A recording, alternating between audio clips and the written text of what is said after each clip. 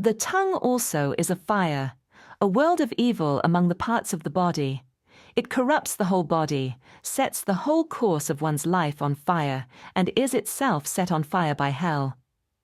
All kinds of animals, birds, reptiles, and sea creatures are being tamed and have been tamed by mankind, but no human being can tame the tongue.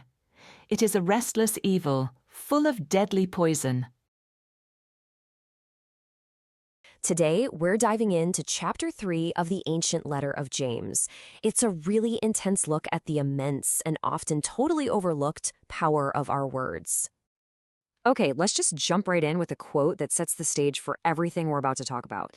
It's such a simple idea, but with huge implications. This one small part of our body, the tongue, packs a ridiculously big punch. Right out of the gate, this passage doesn't pull any punches. It opens with this really stark, serious warning aimed squarely at anyone who teaches or has influence over others. The big idea here is accountability. Now, this isn't to scare people away from teaching, not at all, but it's a serious heads up that because your words can either build people up or lead them astray, those who use them publicly are held to a much higher standard. Now, here's where it gets really interesting. The text says that anyone who can control their tongue is perfect, or teleos in the original Greek. This doesn't mean, being flawless or never making a mistake. It means being spiritually whole, mature, complete. And think about what that's saying. If you can get a handle on your words, you can get a handle on your entire self. Wow. So, to really drive this point home, the author uses a couple of brilliant pictures from his world, images that everyone at the time would have immediately understood.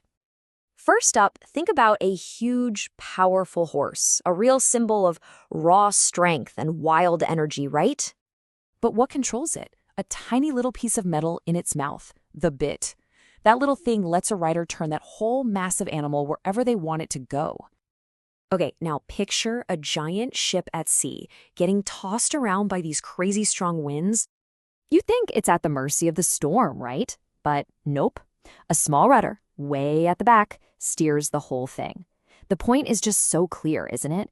Just like that bit, just like that rudder, our little tongue is steering the entire course of our lives. But here's the thing. This power isn't just for steering. It can also be for, total destruction. And this brings us to the most intense and honestly kind of scary metaphor in the whole chapter. Imagine a single tiny spark flies out from a fire and lands in some dry leaves. It seems like nothing. But that one little spark can set the whole forest ablaze, a massive, out-of-control wildfire. And that, the author says, that is the tongue. And it doesn't stop there. The passage straight up calls the tongue a fire, a world of evil that can corrupt your entire life. And get this, it says the tongue doesn't just start its own fires. It's set on fire by hell, or in the original language, Gehenna. It's connecting our careless words to a deep cosmic source of evil. So what's the big takeaway here? This isn't just about saying the wrong thing by accident. There's a whole field of theology for this called hamartiology, basically the study of sin. And what this passage is doing is presenting the tongue as a primary symptom. It's the outward sign of a much deeper problem that's rooted way down in the human heart. Okay, so this gets us to the very heart of the diagnosis. The problem isn't just that the tongue is destructive, it's also that it's deeply contradictory. And, as the text claims, it's something we just can't tame on our own. I mean, this just lays it out so clearly, doesn't it? Out of the exact same mouth, we'll say words of praise to God, and then in the next breath, we're cursing other people. People who, by the way, are made in the image of the very God we were just praising. It's a massive, glaring contradiction. And this isn't just a quirky bad habit. The writer says this inconsistency is proof that we're divided on the inside. He uses a term in other places that means double-minded. It shows that the wellspring of our words, our heart, isn't pure. So, yeah, we have a huge problem. If the tongue is this untamable, destructive, contradictory thing, what are we supposed to do about it? Just, try harder to be nice?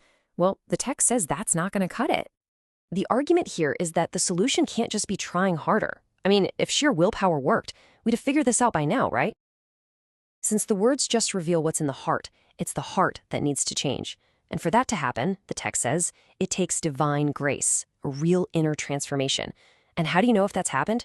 Well, the evidence is in your speech. It becomes pure, peace-loving, gentle. It's the sign of a true heavenly wisdom.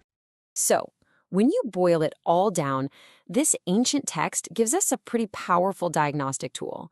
Our words aren't just noise, they're a mirror. They reflect exactly what's going on in our inner world, the true state of our spiritual health.